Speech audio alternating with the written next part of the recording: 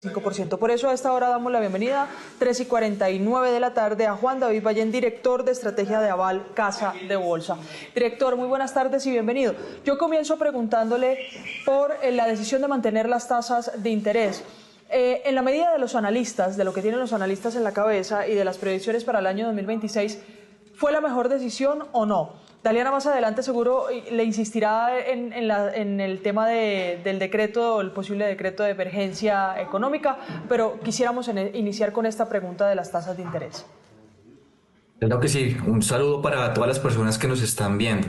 Yo creo que la decisión fue acertada. De hecho, si uno analiza las encuestas, todos los analistas estaban esperando que el Banco de la República mantuviera estable la tasa de interés. Apenas una pequeña proporción estaba esperando un aumento de tasas, que yo creo que esa posibilidad tal vez vaya a ser mucho más estudiada ya hacia el 2026, una vez sepamos lo que termine sucediendo con el salario mínimo y su impacto sobre los precios. Pero digamos que para esta última junta del año, la del mes de diciembre, sí en su mayoría estábamos esperando que se mantuviera una tasa estable. ¿Y por qué? Porque pues por una parte todavía no se ha definido cuál va a ser el aumento del salario mínimo. Ya hay voces que hablan que puede llegar a estar al doble dígito, cercano al 12%, pero como todavía no está confirmada la noticia y no sabemos en últimas realmente cuál es el impacto en sí que va a tener sobre la inflación, es mejor esperar a tener más información, es decir, hacia el año entrante, para precisamente evaluar si efectivamente la entidad abre la posibilidad de comenzar ahora es un ciclo de aumento de tasas de interés. Otro motivo también que explica el porqué de la estabilidad es que en el último mes la inflación se dio un poco. Entonces, pues eso es muy favorable, aunque se mantiene por encima del 5%, que es alta respecto a la meta del Banco de la República, se dio un poco. Entonces, digamos que eso dio un respiro sobre todo para la Junta de este mes. Y la otra preocupación que está sobre la mesa y tiene que ver mucho con los temas que ustedes estaban analizando ahorita es el tema fiscal. El tema fiscal, pues recientemente teníamos una reducción en la calificación crediticia de otra de las principales agencias calificadoras de Fitch Ratings. Entonces, pues esa noticia, digamos que en cierta medida se cruza en el camino. No es lo suficientemente fuerte para que en este mes específicamente subieran la tasa de interés, pero en sí digamos que el resto de fundamentos sí es lo que explica y justifican el por qué tomaron esa decisión. Director, ¿cómo se conecta la decisión del Banco de la República, la caída de la reforma tributaria y la opción del declaratorio de una emergencia económica en el panorama económico colombiano hoy? Bueno, yo creo que eso es vía déficit fiscal. Ahorita estábamos hablando precisamente del gasto del gobierno, de cómo Colombia pues se enfrenta ahorita a unos desafíos fiscales inmensos hacia futuro, cómo el gobierno ha tenido que endeudarse cada vez más precisamente para financiar dicho déficit. Y en términos sencillos y de otro punto de vista, ¿cómo se traduce eso y cómo se conecta, como bien preguntabas tú, con la política monetaria? La forma en que lo puedo explicar como de la manera más sencilla es por el riesgo. Digamos que cuando uno estudia finanzas o va a invertir, normalmente pues uno sabe que hay una relación entre el riesgo y la rentabilidad, que en este caso pues sería la tasa de interés que maneja pues el Banco de la República. Entonces, como el país está siendo percibido más riesgoso a nivel global, por todos los motivos que hemos hablado ahorita, pues sin duda alguna la tasa de interés que nos piden a nosotros tiene que ser más elevada.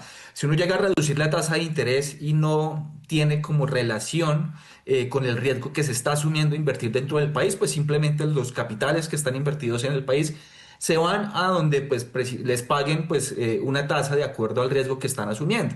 Entonces de ahí también que la dificultad que ha tenido el Banco de la República para bajar tasas de interés esté conectada con el tema fiscal, porque entre ese déficit fiscal siga siendo alto, no lo corrijamos, el gasto del gobierno también se ha elevado y el gobierno pues tenga que salir a acudir a emitir cada vez más deuda, pues en últimas pues llega un punto en el cual esto pues se puede llegar a convertir en insostenible. Los inversionistas hoy nos van a cobrar una mayor prima de riesgo, una mayor tasa de interés, y esa tasa de interés de una u otra forma pues también está conectada con esa tasa de interés que mes a mes decide pactar el Banco de la República.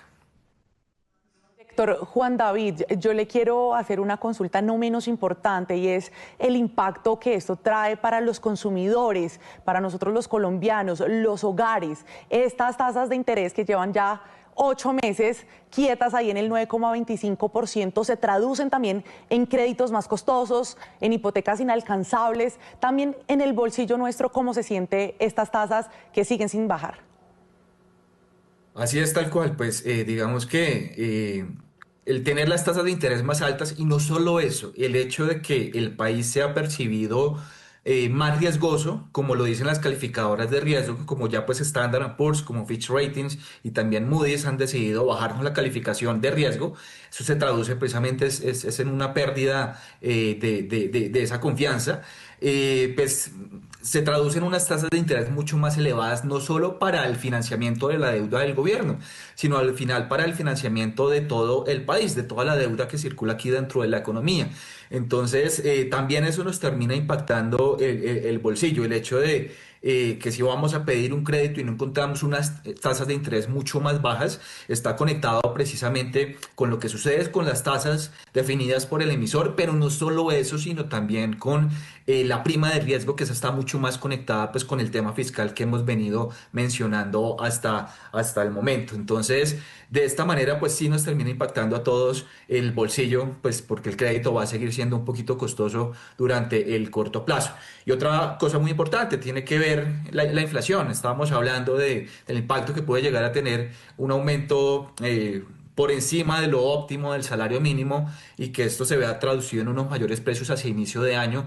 Pues si la inflación es más alta, la tasa de interés tiene una conexión, una relación directa con precisamente la inflación. Eso también puede llegar a dificultar ese recorte de tasas de interés y pues en últimas, nuevamente, esto se traduce en unos créditos que aunque sus tasas venían cayendo, pues lo que vamos a ver seguramente de aquí a los próximos meses son unas tasas que se van a mantener muy estables en sus niveles actuales y pueden llegar a subir dependiendo de qué termina sucediendo con la inflación, con el salario, con el déficit y con las tasas del Banco de la República hacia el año entrante. Al doctor Ballén, director de Casa de Bolsa, gracias por los tiempos o el minuto, los minutos más bien aquí en Negocios Ditu y en Noticias Caracol en Vivo, en Daliana también por esta conexión que hacemos paralela sobre el tema económico del día. Un placer. Gracias, doctor Ballén. Gracias, Luisa, también a esta hora.